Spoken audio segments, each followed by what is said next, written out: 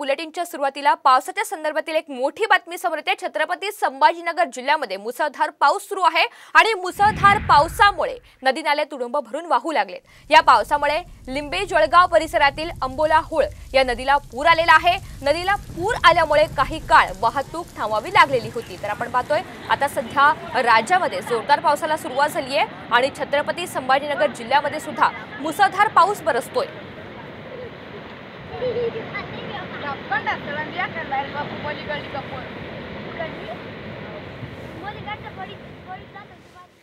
मुसळधार पावसामुळे आपण पाहतोय नदी नाले तुडुंब भरून वाहू लागलेले आहेत आणि याच पावसामुळे लिंबे जळगाव परिसरातील आंबेलोहळ नदीला पूर आलेला आहे।